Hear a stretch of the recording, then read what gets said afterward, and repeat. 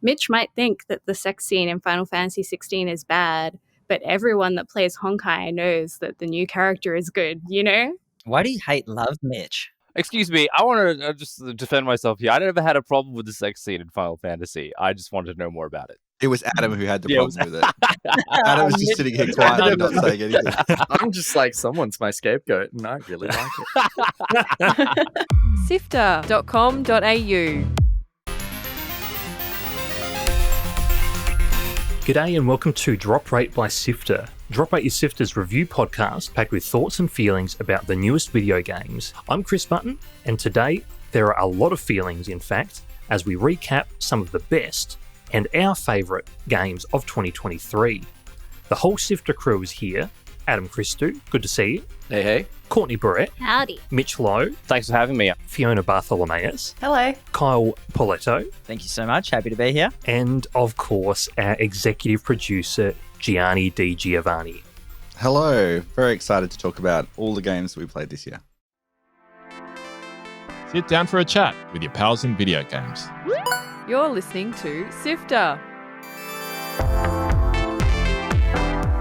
Now, one of the pleasant surprises from 2023 was Hi-Fi Rush from Tango Gameworks and published by Bethesda. It caught a lot of us by surprise due to its shadow drop nature, but immediately caught our attention with its flashy visuals, excellent soundtrack, and compelling rhythm-based gameplay. Mitch, for people who may not be familiar, what's your role with the Sifter team, and why is Hi-Fi Rush your game of the year? Thanks, Chris. So, hello, everybody. My name is Mitch. You may recognize most of my work by listening to any of the walkthroughs recently posted. I edit most of those. I also contribute to a lot of the planning of a lot of episodes and mostly behind-the-scenes stuff. I did do a lot of our streaming back in the day, and I was one of the founding members of Sifter. So Hi-Fi Rush, wow. As you mentioned, the art style is what drew me in, really. I really like the cel-shaded look. That really draws me in. Things like that are really my favorite. I really like anime, that kind of stuff. So that really was one of the things that got me. Something about my gaming taste is I actually don't really like rhythm games or fighting games, which is something that I didn't even realize it was until, I actually started playing it. I thought it was more RPG like when I first saw it, and this got me into both rhythm and fighting games, which is amazing. But because of my inexperience in both these genres, I didn't actually get it until about 80% through the game. There will be spoilers because the game is almost a year old at this point. But there's a part where like the Prodigy's "Invaders Must Die" song plays, and you have to that really at that moment was when I really got it. I guess for those of you who haven't played it, it's you kind of have to time your moves along with the beat of the music, which is something that I wasn't really useful and I really didn't get at first. One of my favorite aspects is the extremely likable characters. I think 808, the sidekick cat character, which is also your mobile phone and your source of information. People talk to you through them. Really liked that character. Peppermint's awesome. I think she has a great design. She's fantastic to look at. It's an incredibly funny game, isn't it, Mitch? Oh, it's really funny. Yeah, I think the visual humor is very good. There are these little like stings that happen every time, like kind of you have a break in the combat, and there's like a little. Each one is different, and you're always really excited to see a new one. I don't know if that's the right word for it. It's kind of like a little like small micro cutscene in between battle phases of a boss battle. Like if you go to like when it's usually right before the extra health bar appears, when you think you've just beat them, and that it's accompanied by a small little sting where like 808 and Chai, the main character Chai, will like interact with each other, or like they'll do air guitar or something like that. Or the character themselves will get distracted from what you're meant to be doing, which is I love little things like that. It really brings personality and life into the game. It's sort of similar to, I guess, like little ad libs almost. It feels like the characters are ad libbing the whole time, which is fantastic. I really like that. Mitch, you said that you're not, super into rhythm games usually. And I played a little bit of this, and one of the biggest draws for me, I wonder if it's the same for you, is just having those licensed songs in there. Was that much of a help to push you along?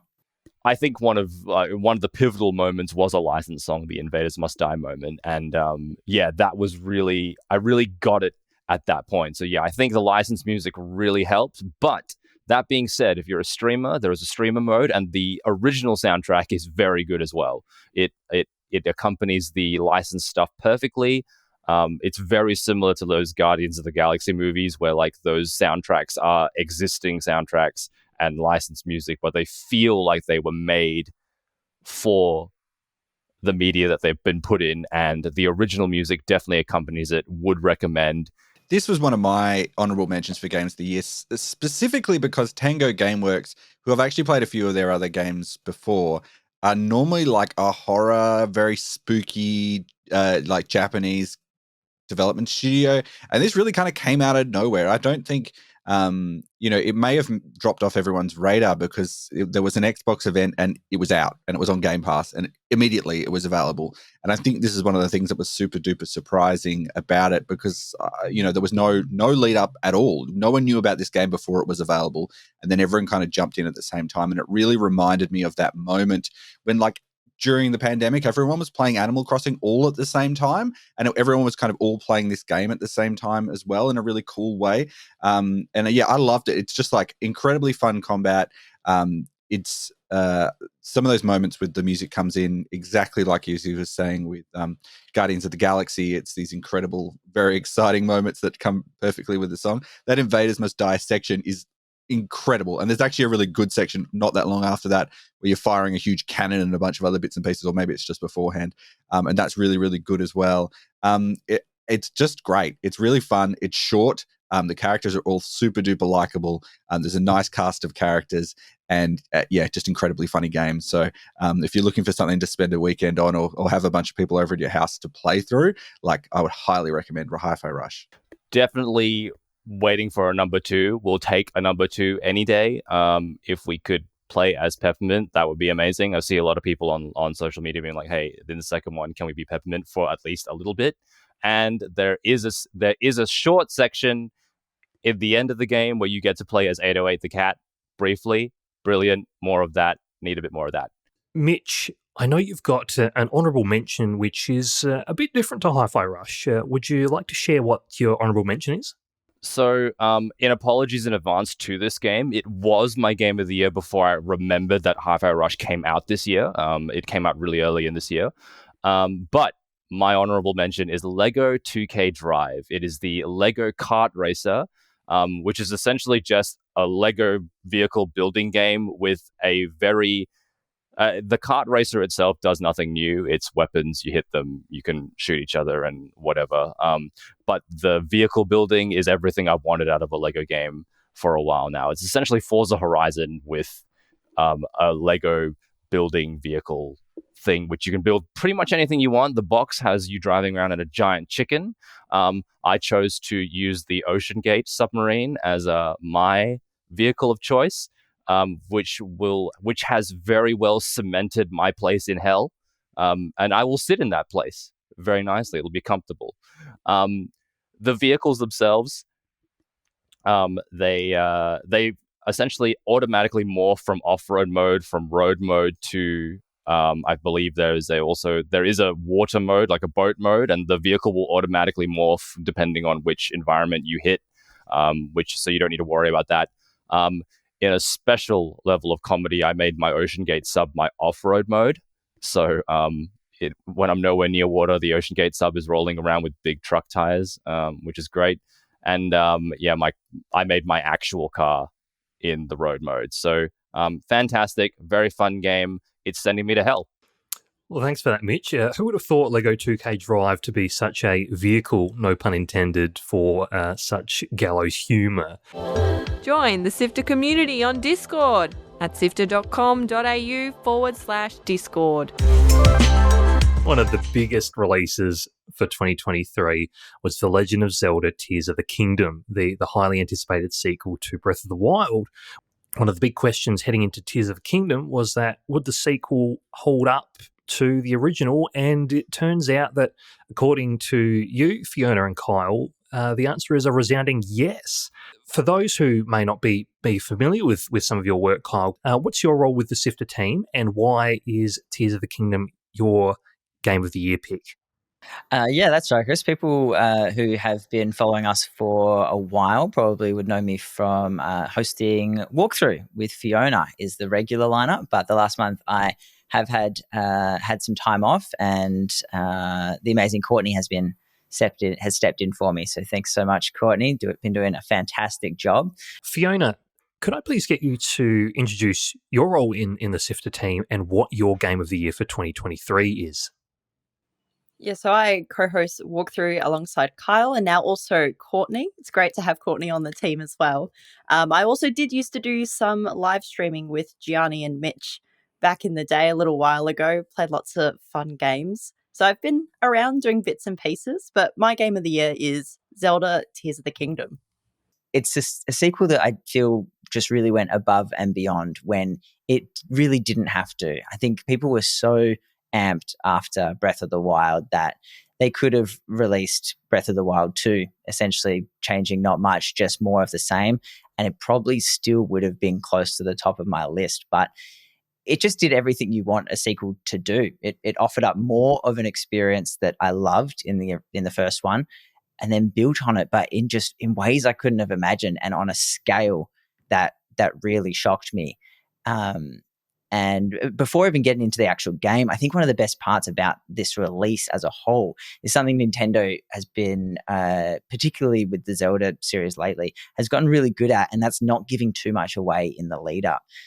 Tears of the Kingdom had enough hype behind it that really they could have just released nothing. They could have hi-fi rushed it, and it probably would have still sold an incredible amount. But showing restraint that they did with how much they let slip about this just made that amazing joy I got from the discovery part of playing Breath of the Wild feel brand new again, despite it being in the exact same setting with some slight changes. Because I think, correct me if I'm wrong, but I don't think we even knew about the depths before pre-release, and it was huge. An entire another map essentially that they did not even mention. I think the discovery was my favorite part of Breath of the Wild, and to be able to do that again whilst recycling the map, I think was just an incredible achievement. Fiona?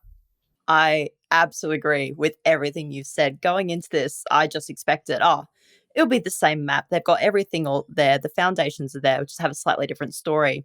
But then the game starts and that whole first cutscene kicks off, and then you're in the sky. You're like, okay, cool. We've got a sky level. We kind of knew something like that would be coming.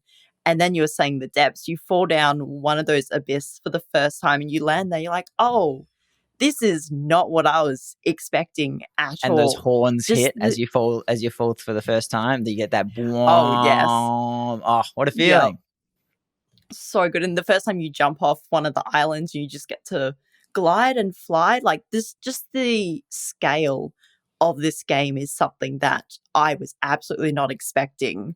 And like you were saying, Nintendo didn't give anything away. They could have just done a very small short story in Breath of the Wild and I would have been happy, but this was incredible. And then building on the characters we already knew with the new champions from the last game, giving them a purpose and building on their stories, their towns and their people.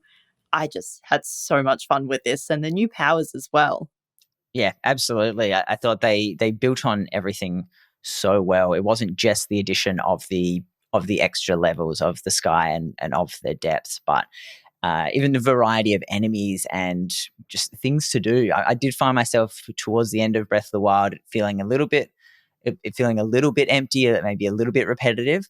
But I've been playing this game consistently all year and just continue to find kind of new, interesting, bosses, little storylines. It's fantastic.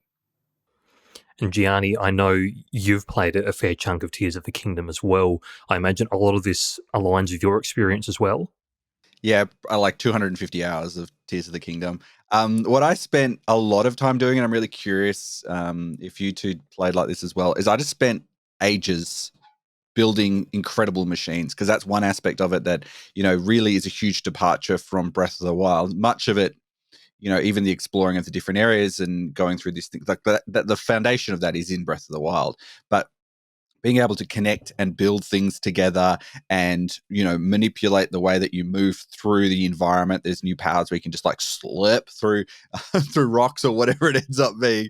Did you do much of that? Did you spend a lot of time building flying machines and other bits and pieces as you were traveling the world? I would often forget about the building aspect and then remember it and Me go, too. oh, God, that's right. There's this essentially whole other game here for me to play around with. And, some people have said they miss some of the old abilities, but they did a really good job of getting rid of those abilities and replacing it with ones that were more enjoyable and, I guess, just more applicable based on the world that they build to play it in. And like you said, the one where you just go up through the roof seems pretty basic, but it ended up being one of my favorite tools to use. Oh, Just so 'cause much every fun. time you remember it and you go, oh, that's right, I can just do that. It was a joy, right? I must admit, doing like the essentially the shrines, they'll be like, yeah, you're supposed to do this really complicated thing to get to the exit and leave. Sometimes I'll just build a bridge and just bypass the whole thing. I'm like, no, I don't feel like that. I'll just build something instead. And Adam, I know you are also someone who dabbled with Tears of the Kingdom. What are your thoughts? Oh, look, I'm still playing it. And I haven't finished it yet. And I've got over 100 hours in the thing. And I'm slowly working my way towards the end now. But wanted to touch on something Fiona just said, but also what Kyle said a bit before.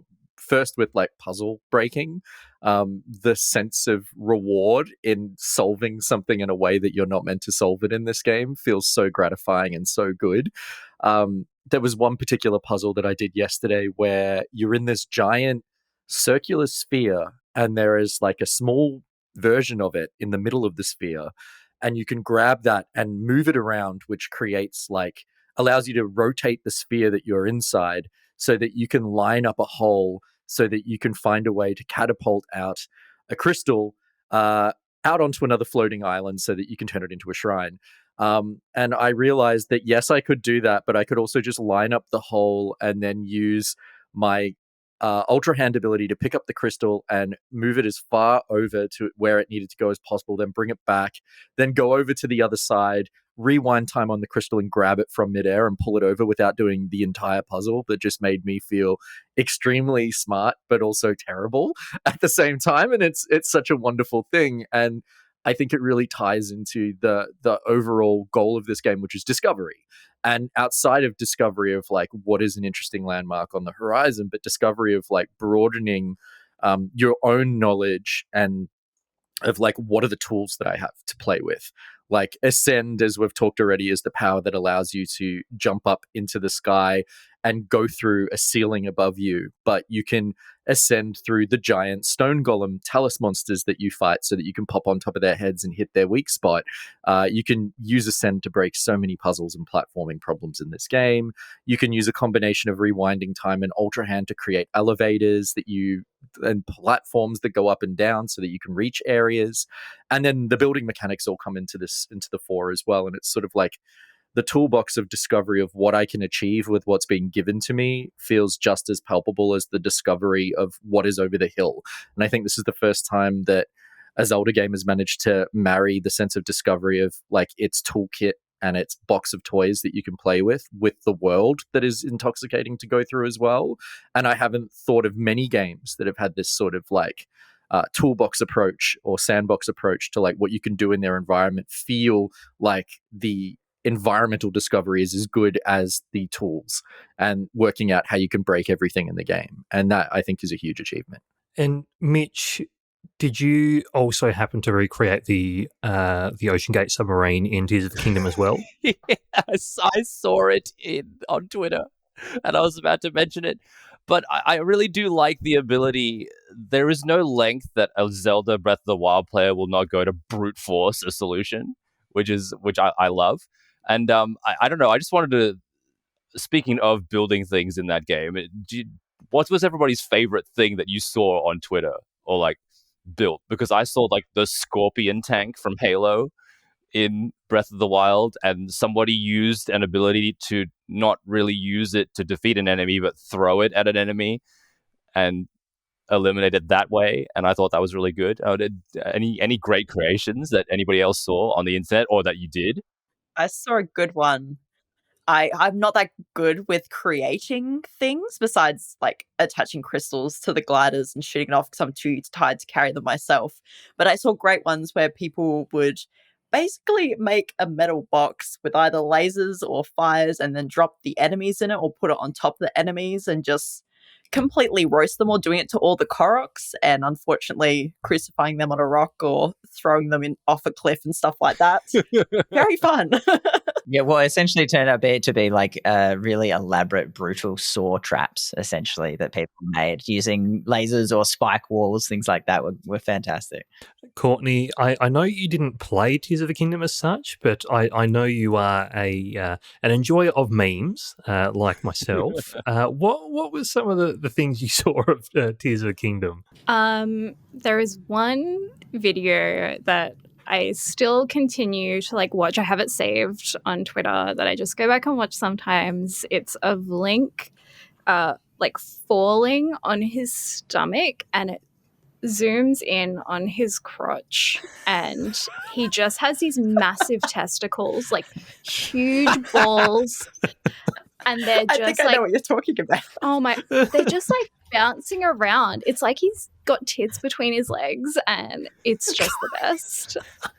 It brings me so much joy. Hang on, wait a minute. I got to see this now. Yeah, I'm also going to say I've played over 100 hours of this this? game, and I've not once seen.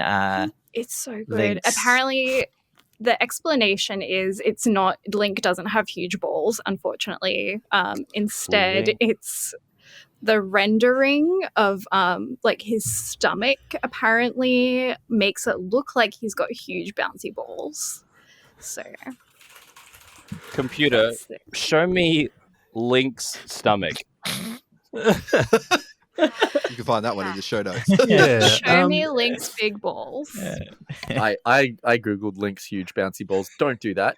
I want to give shout outs to the person who made the giant Burning Man type automaton with a huge flaming penis that went viral in the first week of the game. But also shouts to the person who figured out how to like position two fans and a steering control thing together to make the hover cycle, which I think almost everyone ever used in this game. What a It went dream. viral on everything. And I think we What a all dream just for started exploring using the it. depths. Yeah, just stuff a light seed on that thing. Yeah, fantastic. And before we move on to the next game, I think we can probably all agree that the story was, I mean, for me, it was probably the first really interesting, engaging Zelda story that I've played through. And it wasn't just the story, but the characters and how they were written. And for me, one of the really important parts was the villain, was Ganondorf, who, in Breath of the Wild, I found him to be a little bit goofy. But in Tears of the Kingdom, he felt like a formidable enemy with a real kind of genuine evil about him, and probably felt like that for the first time since I saw him in Ocarina of Time as a kid. Yeah, certainly a much more fleshed out character than perhaps what he's been in previous Zelda entries, and a rather strong performance as well from the one and only Matthew Mercer, which certainly helps. Oh, question: Who played this in English? I did. That would be me. Okay. Did you play it in Japanese? I did. Yeah, I wasn't going to sit through some certain performances. I don't want to necessarily throw anybody. Oh, look, we know who you're talking about. Get face, Matthew Mercer. No, Matthew Mercer was fine. Matthew Mercer was fine specifically. But there were some performances that I didn't particularly enjoy in Breath of the Wild, and I thought going into this, I'm just going to go straight for Japanese, and I really, really enjoyed it. So what you're saying is Zelda's breathy ketamine kind of K-hole tunnel is not for you. Not for me. Not for another 100 hours. It'd be good if you could like select particular voices you wanted in Japanese. That'd be really funny. That would be super accessibility options right there. I love this game so much. Like Adam, I'm still slowly getting through it. I've done a bit, but we'll see how long it takes to finish it. But one thing I do have to say, as much as I like and love the new powers, Toolin sometimes just made me want to just kick him off my team, because I would go to pick up an item and he would just come out of nowhere. There we go, that item's now off an island and I can't get that anymore. I love him, but he needs to stop sometimes. With his wind blowing Absolutely. powers, With his blasting wind blowing things away. power. Absolutely. Indeed.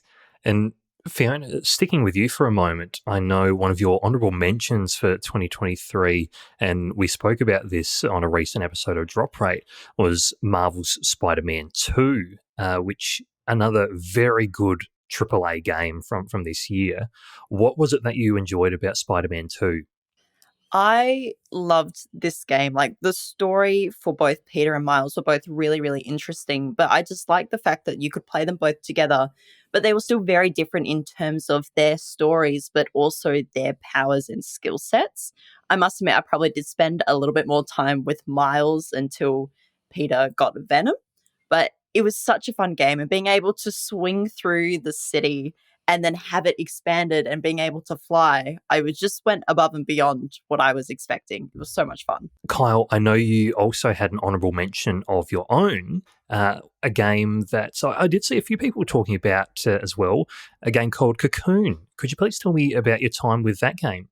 Yeah, it's been getting a lot of hype recently, particularly at the Game Awards this past week. And it's kind of the opposite of Tears of the Kingdom. It's quite, quaint, much smaller scale. You basically have one button aside from the direction stick to do things. And it's just a really, really zen puzzler that I just absolutely fell in love with. The art style, the sound design, everything about it was just completely mesmerizing to me. The second I booted it up through a random recommendation before it started, really the hype train rolling. And I thought, well, what is this? This seems like just a little indie thing. Oh, okay, it's by one of the guys from Inside and Limbo, so I'll definitely check it out. And it did not disappoint. Super meditative and really, really sweet game.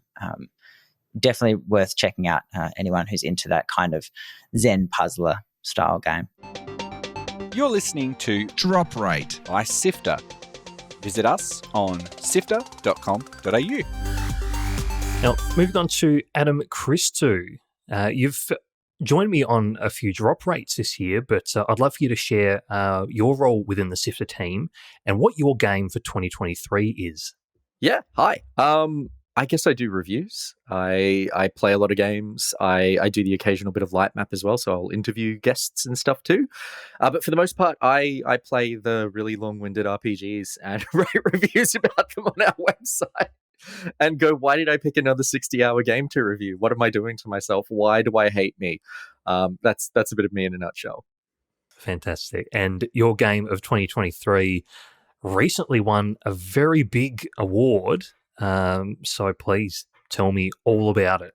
Yeah, I picked Baldur's Gate 3 from developers Larian Studios. And, it feels like I thought this was going to be the end of the year game of the year for me. I can't describe it any other way than once I played it. I think the monumental scope of the game, its density and the amount of work that went behind it was just sort of undeniable. And it felt like one of those sort of watershed games, sort of similar to Tears of Kingdom, which I think is so close to being like equally game of the year for me, where there is just so much going on in this game, so much work that's been put into it.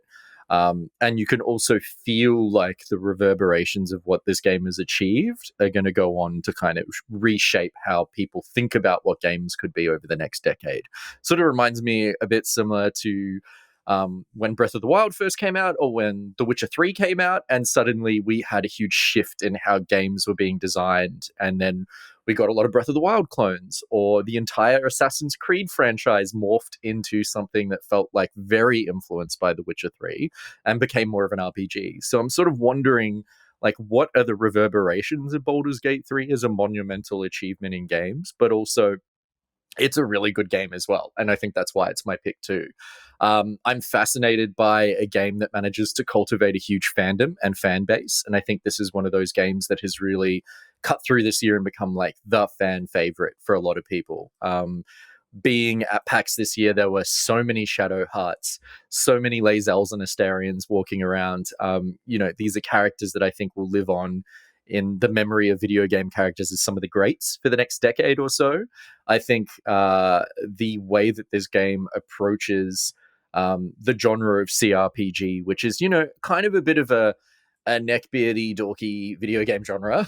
It's one of my favorites, but it is what it is. And making it a bit more streamlined and approachable for lots of people to dive into, partly because it is a collaboration with Dungeons & Dragons 5e, which is extremely popular, but also accessible, I think worked quite well for it. I think this is one of those rare CRPGs that feels like there is real room for actually role-playing. I play a lot of RPGs, and I find that character dialogue options and choices and its writing pigeonhole you into sort of various expectations of what your character is going to kind of evolve and become. Like even some of the best games like Pillars of Eternity or Pathfinder, Wrath of the Righteous, feel like sometimes the dialogue choices that you're selecting feel like you're making a compromise between the writer and who you're actually envisioning yourself inhabiting. And Baldur's Gate 3 felt like one of the first RPGs where there was such a varied amount of dialogue options, such an amount of ability to craft and create my character through those selections, that I felt like I was actually kind of co-authoring a character in this world that felt like my character and not like a compromise with the script that I was playing. And that is such a rare thing to achieve. And then you think about the reactivity of decisions and conversations and consequences in this game that make the game feel like it really is a DM that is improving with you at the table and responding to your choices and working as fast as it can to kind of like accommodate them for you, which I think is such a hard thing to do in a video game, to kind of be like, okay, we've offered this thing. Now we have to think of all the different ways that you're going to use it and be able to offer it to you and make it work and feel good. I think, for example, the spell where you can talk to the dead is a really good version of that. It's like literally you can cast it on a corpse, and if the corpse has something to say, you can have a conversation with that. In a fully voice-acted, mocapped game, that is a scary thing to think about, and they managed to pull it off and make it feel good. And that is wild to me. I can also rant for hours about the characters in this game. I think they are going to be like remembered for a very long time. I am not going to be forgetting Astarion, the shitty vampire, bisexual nightmare, anytime soon. I think is one of the most fascinating video game characters in a long time, and just a complete piece of shit that you have to have in your party, because why wouldn't you want to have like that nightmare person with you? All these NPCs as well can be played as your main character, and the narrative and the writing in this game actually shifts and twists to accommodate that, which is wild to me. I played maybe 10 hours of the game early on as Astarion to get a feel for like how they would shift that, and seeing like entire new lines of narration come through, lots of different dialogue options and different sort of tense moments in the early game of like Astarion is a vampire. He hasn't told anyone he is, and he has to work out who he trusts enough to tell that he's a vampire in case they stake him, is a very different sort of experience to have in this game compared to just playing your own character that doesn't have that tension. And that is brought across all the NPCs in the game, who all at various points feel like they are the main protagonist of the story that you're going through, which is not a thing that a lot of games manage to achieve. And, part of that is because they're designed to be played with as them as well. But also when your NPCs have such stake and roles to play in the narrative, it makes their inclusion in the story feel really valuable and memorable as well.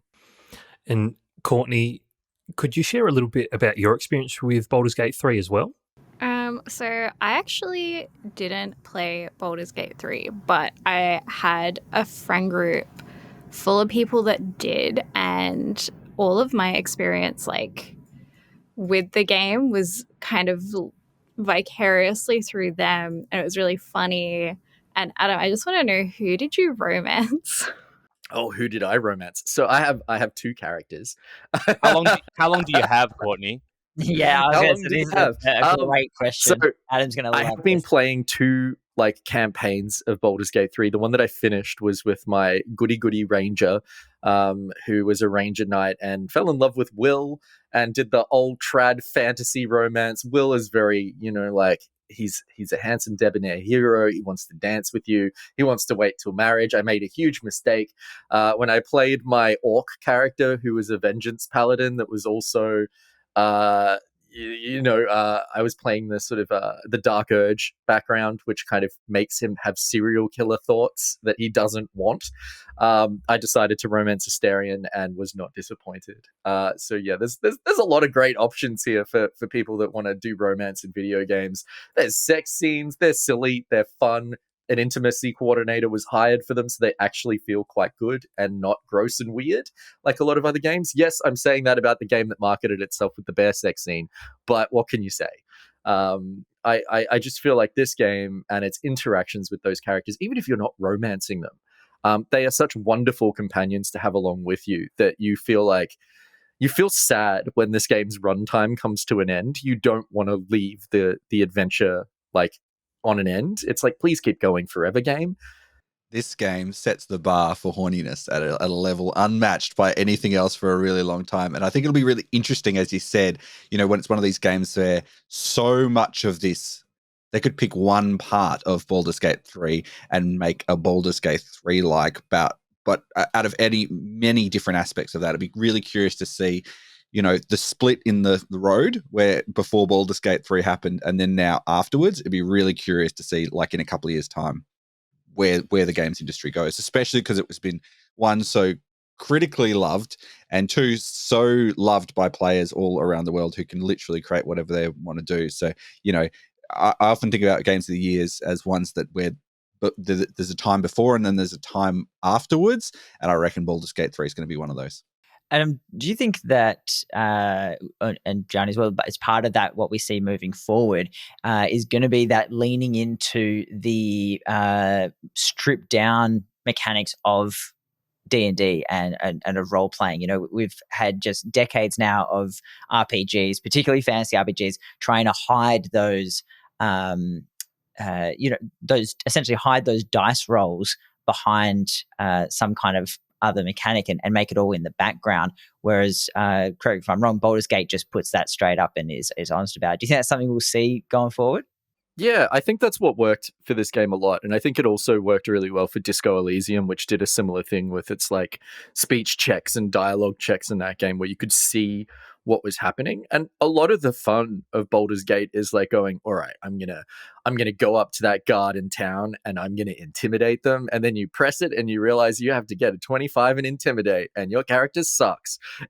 And knowing that you've just made a huge mistake, but you're hoping for a magical roll that will get you there. And I think that's very similar to tabletop, right? That's the fun intention of role-playing in the moment in tabletop games that they've managed to translate really well.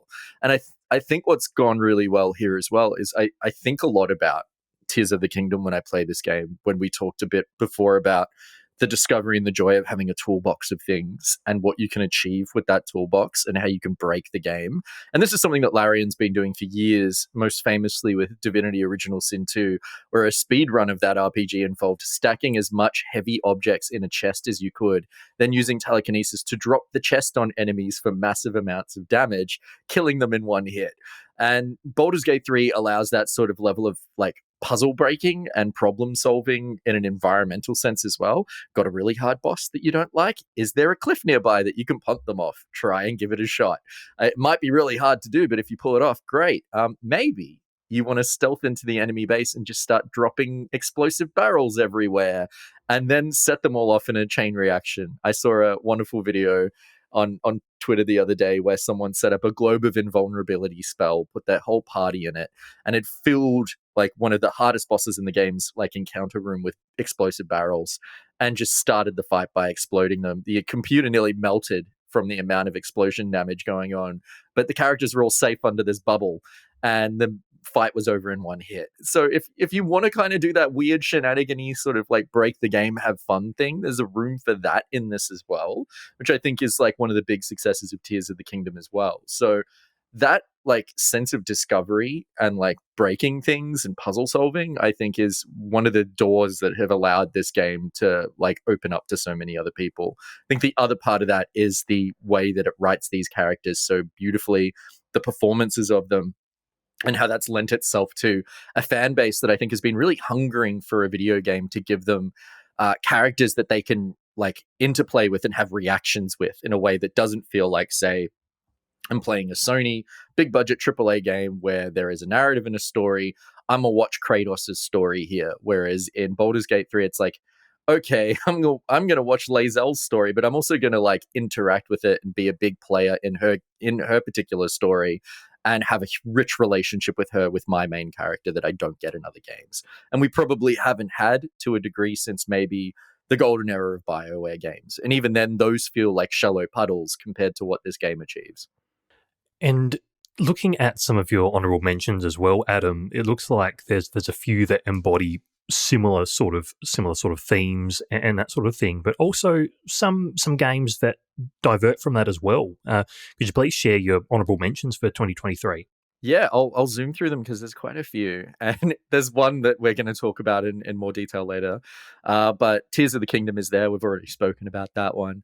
Octopath Traveler 2, just one of the best RPGs of the year. Really great turn-based combat system. Really cool. An improvement on the first one in every regard. Really cool story as well. Great characters.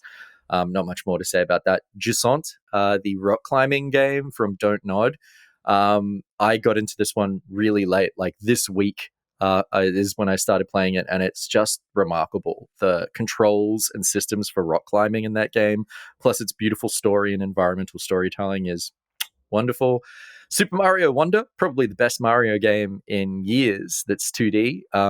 Feels like the best 2D Mario game since Super Mario World. It's such a great game and brings a smile to my face. Spider-Man 2, I just thought was like everything that I loved about the first Spider-Man, but more. Suffers from a bit of a like dull point in the mid of its game where I was waiting for the story to pick up, but then, gets there. Final Fantasy 16, the combat, and Sid Telemon, Zaddy of the Year. Such a great character, really cool. He is the coolest, and honestly, I have nothing else to say about that game, but I love those two things so much. Oh, the soundtrack for it. Holy crap. The soundtrack is so good. I could listen to this game's music all day long, and its ridiculous boss battles are just... Articles to read, podcasts to listen to, and videos to watch on sifter.com.au. Well, that's a great jumping off point for our newest member of the Sifter team. Courtney, please share with us what you do with the Sifter team and what your game of 2023 is. I first appeared on Drop Rate with Chris, reviewing Story of Seasons with Ruby and Ez, which was a great time. And then after that, when Kyle was going to go and have his baby, I was invited to help host Walkthrough with Fiona, which has been amazing, and I've had the best time. So I'm around, I'm chilling. But my game of the year is Final Fantasy 16. I just think, for me, I think games are the best way to tell a story, and Final Fantasy 16 delivers on a fantastic story. Square Enix, we know they're good at what they do. Like, they have all their games have amazing soundtracks, amazing characters, amazing stories, amazing art. I feel like there's nothing I can really say that would surprise anyone about this game.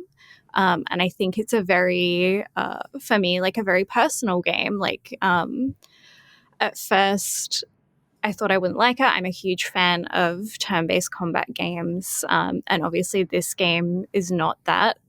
But having the option to kind of switch from combat-focused to story-focused was really good for me, and I was kind of able to enjoy it as a visual novel more than anything else. I could just soak in that narrative, which was really rich and really good, without being disturbed by the combat too much.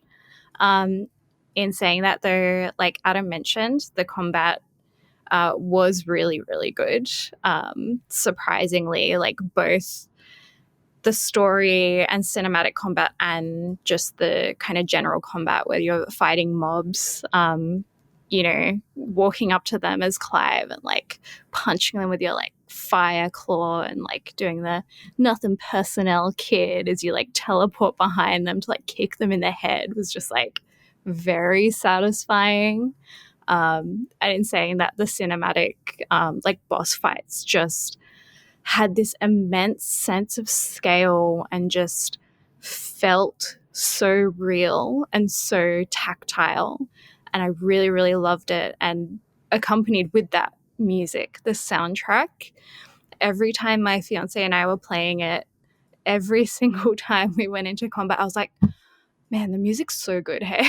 Like every single time, I'm like, I know he knows, but I have to tell him, like, because it could be the soundtrack to my life, you know?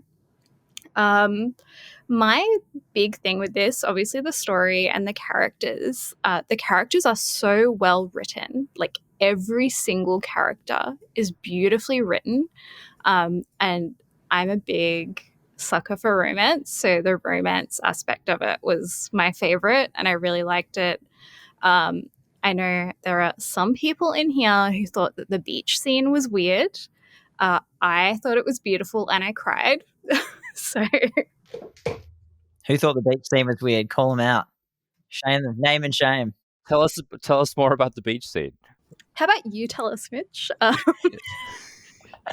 Because for me, no, it was beautiful. They were sitting on the beach naked after being in the rain, after the seas have been parted.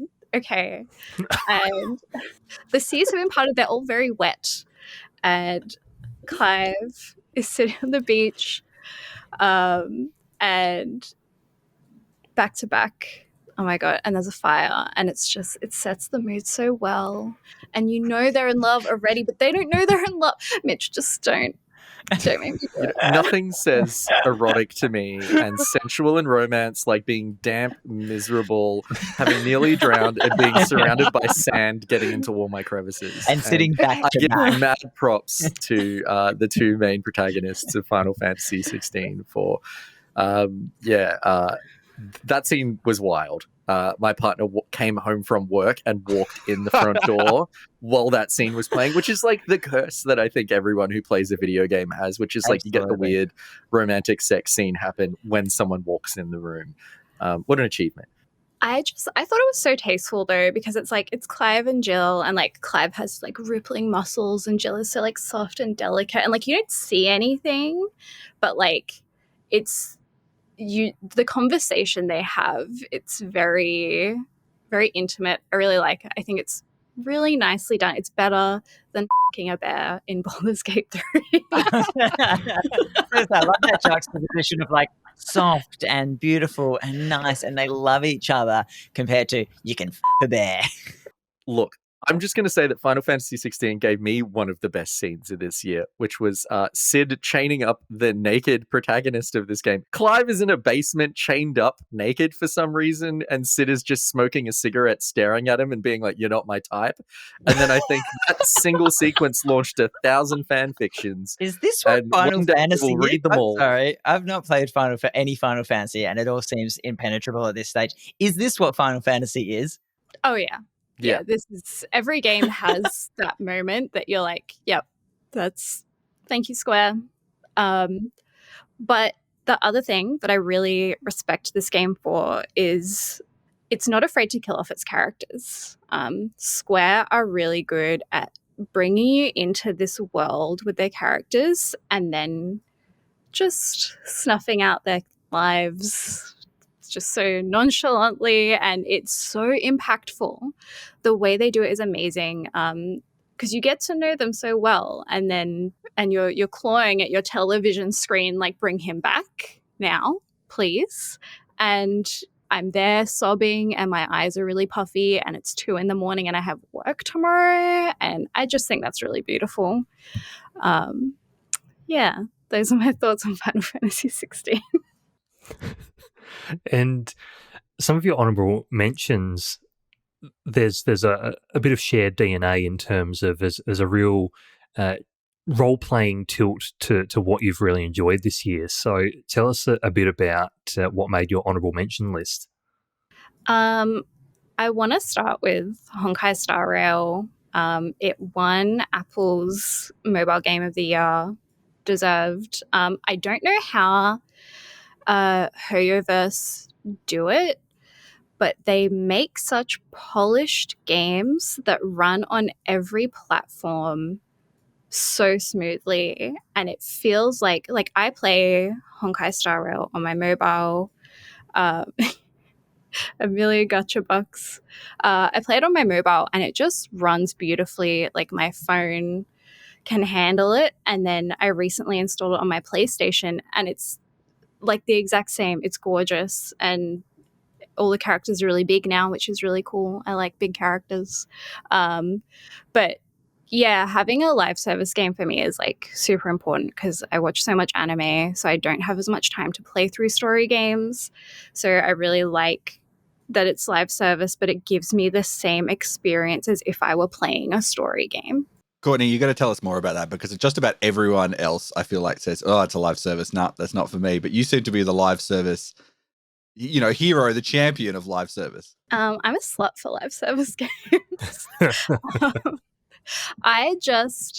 So my big thing is I hate feeling like I have to sit and play through a game for hours. Like, I feel like I'm always like, I'm busy doing something else. I'm reading, or I'm writing, or I'm working, or I'm watching anime, or I'm playing with my cat. So like, for me, a live service game is really good because I know that I can go back to it whenever I want and know that I haven't missed very much. Like, even if I didn't play Honkai Star Rail for like a month and I missed an event, I know I can still go back and like play where I was up to. I like that there are always updates. I like that there's something new, because I always want something new. I'm always searching for the newest thing. So having like new characters come in, being able to roll on like a gacha, even with League of Legends, like seeing there's a new patch and like getting into that. And I think as well, communities are really important for live service games, because without communities, like, you won't have a game. So being able to connect with other people who have the same feeling as me is really, really nice. Like, Mitch might think that the sex scene in Final Fantasy 16 is bad, but everyone that plays Honkai knows that the new character is good, Why do you hate love, Mitch? Excuse me, I want to just defend myself here. I never had a problem with the sex scene in Final Fantasy. I just wanted to know more about it. It was Adam who had the problem with it. Adam was just sitting here quietly, not saying anything. I'm just like, someone's my scapegoat, and I really like it. My other game of the year, we're gonna go all the way back to January 13, and a big little game called One Piece Odyssey came out. I love that game. I actually was asked to review it, and when I was asked, I was like, oh, that's really cool. I love anime, but I actually haven't seen One Piece. So I knew about One Piece through like social media and stuff, but I hadn't actually watched it. So I was excited because this was my first real like foray into Oda's world, and my God, I was so impressed. I had so much fun. Usually game adaptations of anime are really pretty good generally. Like, we have a lot of good Dragon Ball ones and Kimetsu no Yaiba, things like that. And One Piece Odyssey was also really great. Oda also had oversight on it, which was good. It's a turn-based JRPG, and it takes the player, so it starts in current One Piece, but you go back in time and you play through the main arcs of the original series as the characters with their current knowledge, which I think is really cool.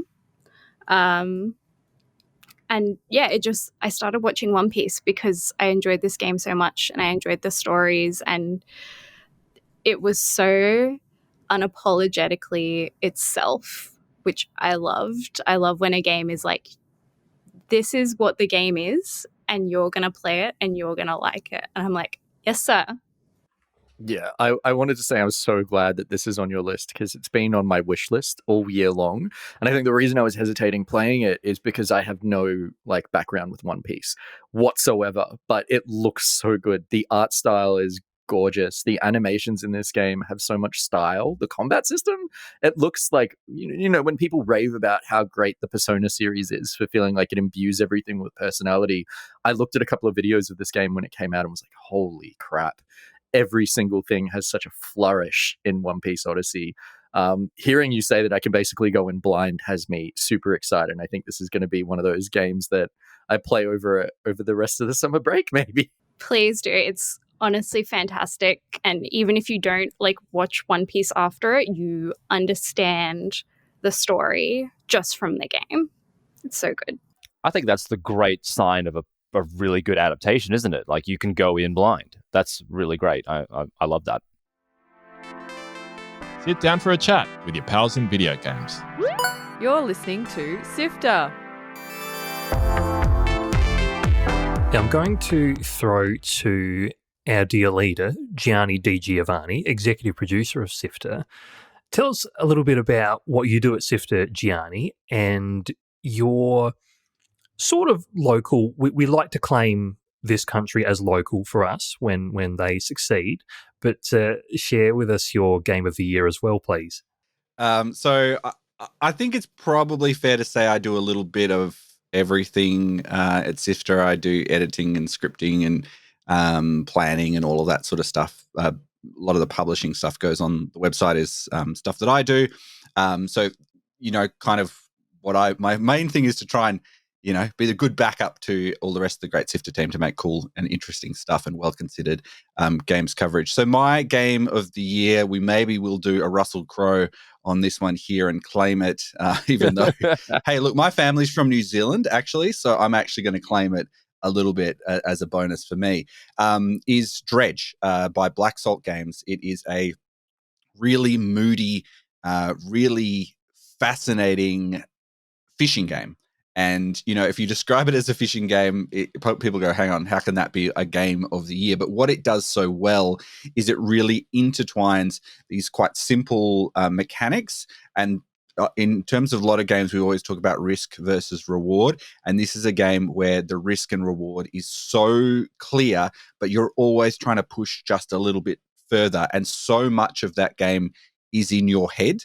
Which is really fascinating. Like, it actually builds such an incredible mood to it, which is so key to doing what it is. Because on the face of it, it's pretty basic, really. You move a ship around a little 3D ocean, moving through different little biomes and different little island chains, and each one's got its own different selection of things that you can catch. And there's weird spooky variants on the fish that you catch. And there's almost like a Resident Evil style inventory management game as part of that as well. So once you've caught the fish, and there's a little mini game to catch those fish perfectly, with little bonuses as well, can always happen. You then have to try and rearrange the hull of your ship, which can be upgraded to try and fit all the fish in. And so you've got time limits as well. So you're trying to fit in as many as you can. You're thinking about what should I drop in order to do these bits and pieces. You know, thinking about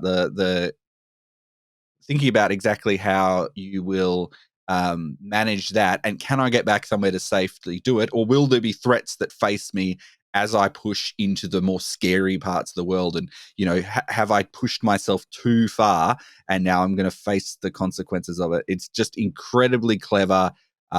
It's such a simple and perfect execution of the idea, and something that I just really couldn't stop thinking about. Still really can't stop thinking about, even when I played it earlier this year. As someone who has thalassophobia, which is a fear of Mine's not really a fear of the ocean, but things in the ocean, large things in the ocean. I went into this game quite scared already, but I was pleasantly surprised at how well the story of this tiny town was told. And it was very satisfying to do the management part. I really enjoyed doing the management part, upgrading your ship and selling your things. Villagers, I guess, or townspeople requesting different fish and things was really satisfying to me. The boss fights, if you can even call them that, the big one with the tentacles in the hole at the bottom of the ocean, not my cup of tea, but the game itself is so well crafted and so charming in the creepiest way that I really recommend it to anyone that likes a management game. I think the threat isn't actually as big as it feels in your head a lot of the time. And that I think is what's really clever about the game. Like there's so much of this about how, once you get a bit braver, once you can get past the barriers in your mind, then it is doable, but it's always challenging enough. There's enough of a little tension attached to what you're doing, which means it just becomes trickier. And, you can have a bad run and maybe you've run into a rock or something like that because it mysteriously popped out because you pushed your fear meter too far. And then it kind of, you lose a bunch of the catch that you had and you're like, okay, well, that was the money that I needed to buy the next big upgrade or whatever it was. So, there's always that interesting challenge about it. So yeah, some of those bits are mood wise incredible, impeccable. It's interesting that you talk about like the fear, like your own getting over the mental hurdle to play the game, because it's really true. And I was talking with my fiance about a streamer who was playing it, and they just did everything. They weren't scared of their fear meter. They just played. And we were so shocked. We were like, we couldn't bring ourselves to go so far and push it so far because we were so scared. And it was like, what really is there? Like, it's ourselves stopping us. I have a question. So do you think a lot of that sense of foreboding and fear, does that come from the gameplay or the art style? If you reskin this game as like something a bit more pleasant and brighter and reskin the monster as like, I don't know, something out of a Disney movie, would it still feel the same, or does it come from the gameplay? Well, I think there's like a dread that's associated with it. It's very like Cthulhu, Lovecraftian, sort of pulls on all of those levers as you go through. But actually, and shout out to our interview podcast, Lightmap, which we spoke to the developers of Dredge on.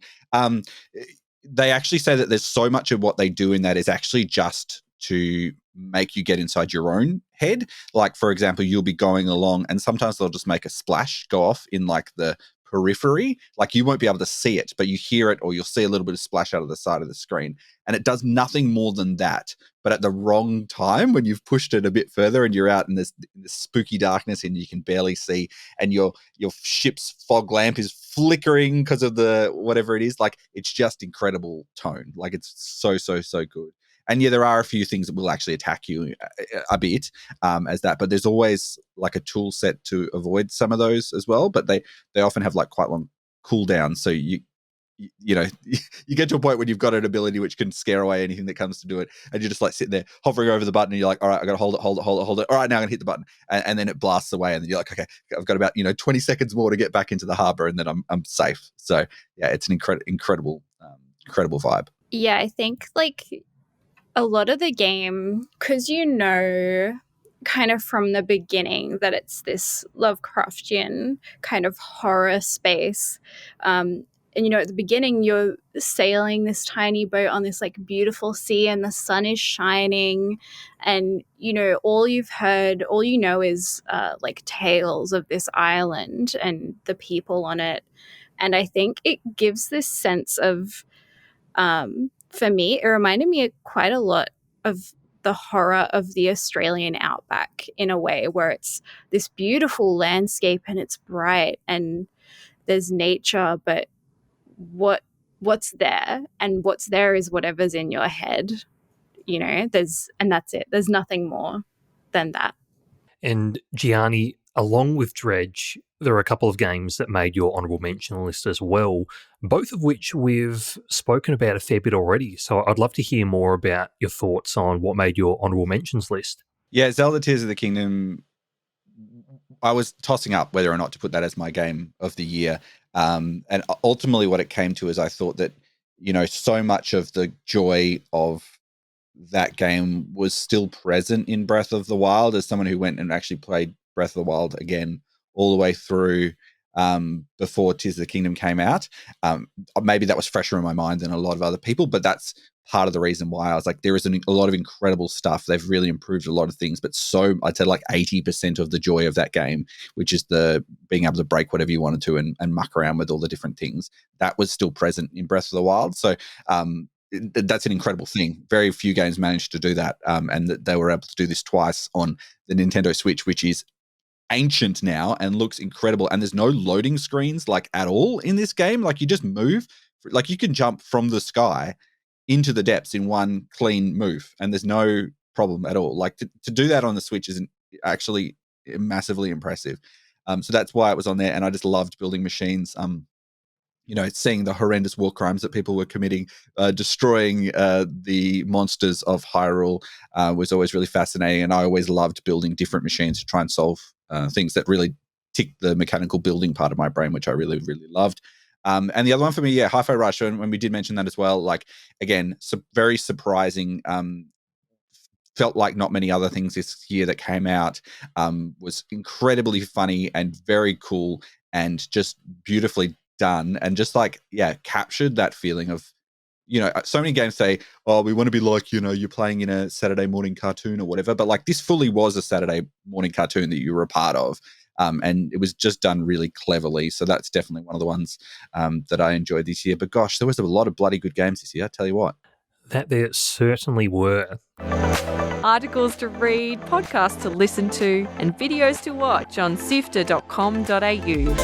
And Chris, you have picked a game that I have been slowly working my way through all the Remedy games that I haven't hit this one yet, but I'm getting up to that point. Your game of the year is something that I think a lot of people will put on their game of the year list. But do you want to tell us, just before we jump into that, what are the things that you do at Sifter? Certainly. So, partway through the year, I took on the role of hosting the newly relaunched and refreshed Drop Rate podcast, which is a video game review show, because I really enjoy in-depth discussions about video games, looking at sort of their merit from beyond, just a commercial or a product sort of perspective, looking at them from an artistic perspective. And I also really like and am passionate about platforming diverse and different voices to ensure that we hear from people from different backgrounds, and because I think that creates a much more interesting sort of criticism or critical discussion. And as part of that, one of the games that I spoke about a little while ago was that of Alan Wake 2 from Remedy. And it's interesting because I think to fully contextualize why this is my game of the year for 2023, I've got to step back and explain a little bit about my history with the genre of horror. So as someone who pretty well has had a lifelong generalized anxiety disorder, one genre I just do not mess with is horror. I just do not stomach it. I do not have the constitution for it. It's very, very difficult for me to sort of sit and watch something that's horror themed or play something that's horror themed, because the slightest of jump scares deeply unsettle me and make me very uncomfortable. So this year was actually really interesting because I think it represented me sort of stepping out of my comfort zone a little bit, because one of the other games I played this year and really enjoyed was the Resident Evil 4 remake, because a lot of people consider Resident Evil 4 to be the pinnacle or one of the high points of the Resident Evil series, and it also represented sort of a shift in the series philosophy, jumping from sheer survival horror to something that's a little bit more action horror based, while still retaining a lot of the sort of the series core. And I really, really enjoyed it. And there were parts where I struggled with, but I got through it. And I thought, well, geez, if I can get through this, maybe there's other sort of horror things that I can make my way through.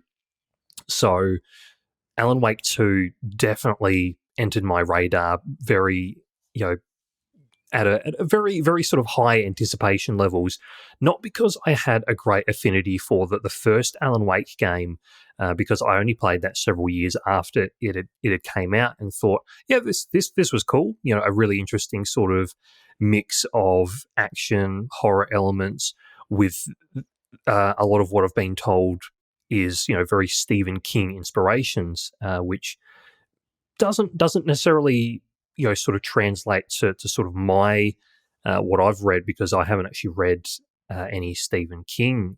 Again, horror just being a really big sort of gap in my, I suppose, viewing, watching, reading sort of history. But I really enjoyed, and Gianni, you'll back me up on this one. I am a Quantum Break truther. I'm Quantum Break pilled. Absolutely love that game from Remedy. I love anything that's sort of real time manipulation, sci-fi sort of stuff. So really enjoyed Quantum Break. And then further to that, I then really enjoyed Remedy's next game, Control, which sort of was less of the time manipulation stuff, but still really leaning heavily into bizarre sci-fi alternate dimensions, or sort of these really strange sort of cosmic beings, or things that had this really strange effect on the world around them. And Alan Wake 2, from everything I read as it launched, was very much tying a lot of the threads established by the original Alan Wake, by Control, a lot of stuff from Control, and a lot of stuff sort of implicitly from Quantum Break, although technically not from an official perspective, because due to contractual stuff, Quantum Break remains a Microsoft property, so Remedy don't actually own the IP to that. So they've done some clever things in Alan Wake 2 to sort of bring some of that stuff together.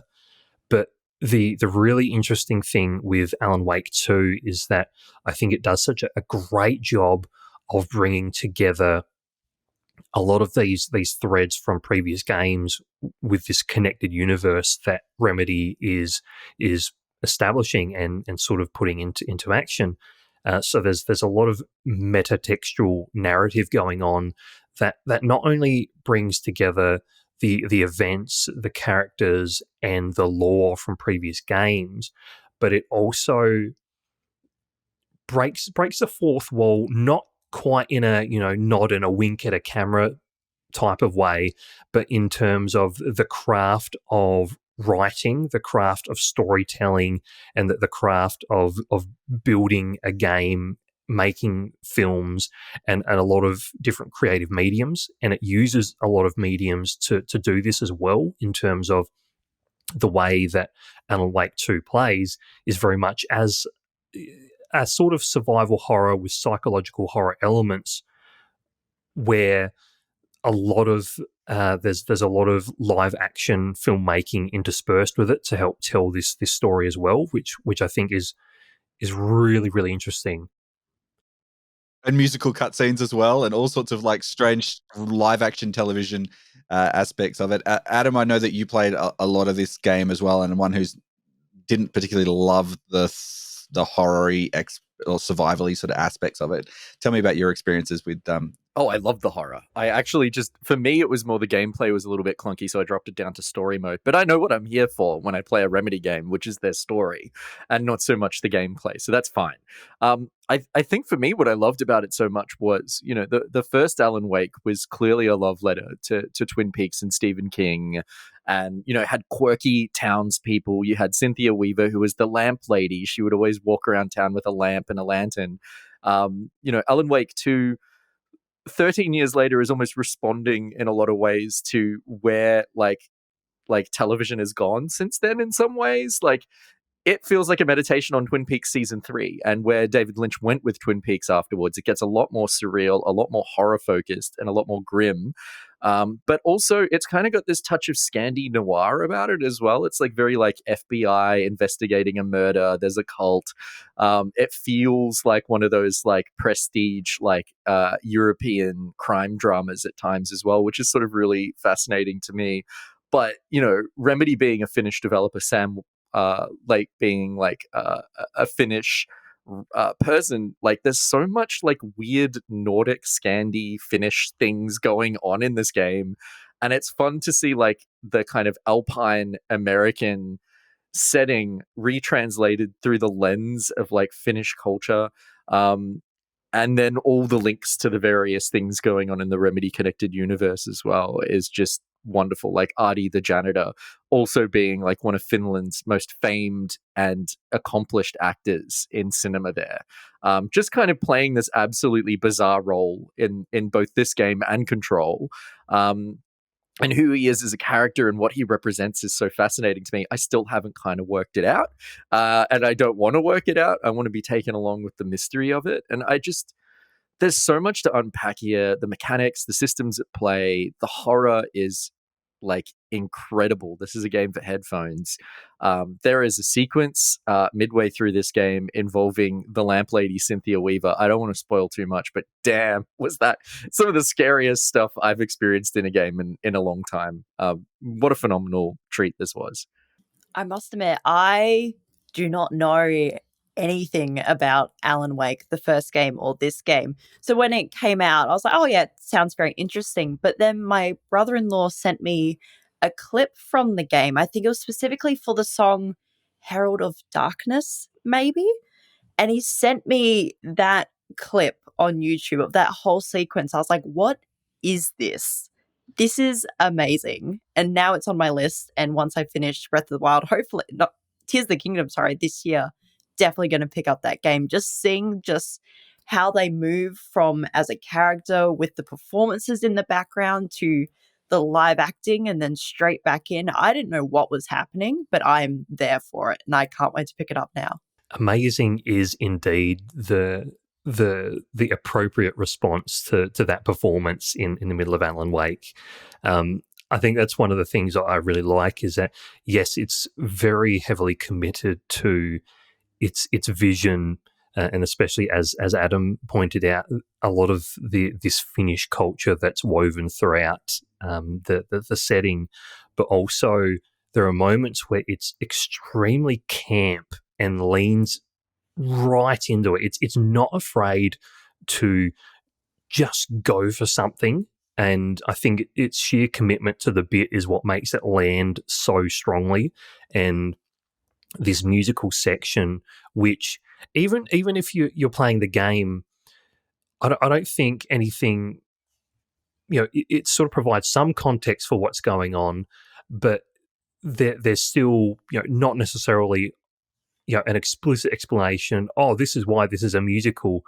There's sort of this, little ongoing night TV show, night talk show that sort of acts as an interlude between some of the chapters, and for one of them, it happens to be a full-on rock opera musical, which is great to experience, but it also just happens to be an absolutely brilliant song in its own right, which is just an absolute joy. Yeah, and when we talk about camp, holy crap, like Saga Anderson is such a fantastic character in that she is basically in like the Hannibal TV show. She's got like a profiling superpower where she could read the minds of people that she's investigating, and it's very weird. And the way that the game starts playing metatextually with that power is really cool and super odd and camp at times as well, where she'll start having conversations with the people that she's imagining what they're thinking about. It's very cool. I also want to give a shout out to Ilmo and Jaakko, who I think are just two of the best characters in this whole thing. They are the Finnish brothers from the town of Watery that run Coffee World, which is the coffee amusement park, and seem to also have a stake in Oh Dear Diner. I can't figure it out. They're just small town businessmen They've got infomercials on all the television channels. The way that they thread into the plot of the game is super fascinating and very cool. And I just feel like every scene they popped up in was brilliant. I mean, it's that ability to thread humor with creepiness and horror and have it stick the landing and still feel earnest and emotionally resonant is a hard thing to do. And this is a game with a character like Rosie, which is like another one of those like really Lynchian sort of like oddball characters that just feels completely just winking and nudging at the camera, but completely odd. I love it. I don't have enough to say about this game other than it was such a hard one to not pick this over Baldur's Gate. And you mentioned the Cynthia Weaver section. Alan Wake 2 was a game I nearly bailed on halfway through because I got to this section where everything ramped up to 11 in terms of this impeccable sound design with the music creating this unease and tension, and the live action visual effects flashing these deranged characters right in front of you, right in your face at rather inopportune moments. So there was this one section of the game above all else where I was deeply uncomfortable in physical discomfort, really struggling to get through, not because it was, of poor quality, because of how deeply unsettled I was. And I'm glad that I did manage to push my way through, because it is one heck of an experience. And I think the overall concept, obviously we've got Saga Anderson as a sort of dual protagonist alongside the eponymous Alan Wake himself, but specifically Alan Wake. I think that the concept of a white dude who his writing ability is questionable at best, struggling to write, is deeply relatable to me on a personal level. So perhaps I had a very strong connection with the game on that level as well. So again, metatextual layers. Alan Wake has it all. I've read your writing. Your writing's great, so you don't have to worry about that one. You've got some honourable mentions in there as well, Chris. The things that you'll be remembering for years to come. To run us through the ones that made a difference for you. Yeah, certainly. So there's a few here, but one of the games that I really enjoyed playing, and I was thinking probably until I played Alan Wake, this was going to be my game of the year, and that is Pikmin 4 on the Nintendo Switch. Now, I've played the Pikmin games since the GameCube days and really enjoyed this sort of action strategy type of gameplay that it has, with these very cute little characters, these little plant-like characters that you get to help you on your quest to survive this strange planet. But it's also got some weird sort of horror elements of its own in terms of the way that the characters or the sheer horror when you lose a Pikmin is unmatched by many other games. It's quite the experience, but it's one of the rare games that I actually finished 100%, because the act of doing so was so enjoyable and intrinsically rewarding that I just had to see it all the way through. So yeah, Pikmin 4 was fantastic. I did mention Resident Evil 4, the remake, before. I thought that was brilliant as well, and not having a history with the Resident Evil games or having played the original didn't matter. It was a great game, really well paced, I thought, and the sheer weight and heaviness of your character's movement, I thought, lent really well into the survival horror elements as well. Super Mario Brothers Wonder, brilliant. One of the best 2D platformers I've played ever, or in recent years for that matter. Shout out to Cosmic Wheel of the Sisterhood, made by, I think it's the Deconstruct team, the same folks behind the Red Strings Club. A really interesting and witchy look at femininity, womanhood, and the surprisingly turns into a political simulator midway through. Very interesting look at the politics of a sort of a witch coven, which was really, really interesting.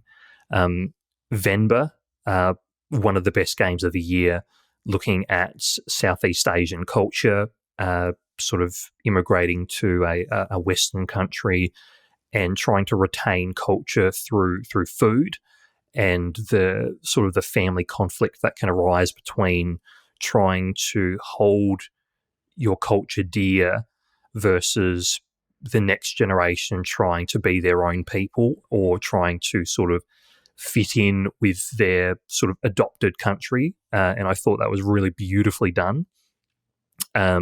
Super Mario RPG, great, just a wonderful throwback to the RPGs of the Super Nintendo era. No filler as well. You can play it in about a dozen hours, which I thought was great, just a nice little palate cleanser. And Ghost Trick, the remaster of Ghost Trick, love that game when it originally came out, and I think it's great that it's come out for a new generation to enjoy, made by the original director of the Ace Attorney games. Just this beautiful puzzle, really clever puzzle game where the characters and the story just really drive it all the way through, and I cannot recommend it highly enough.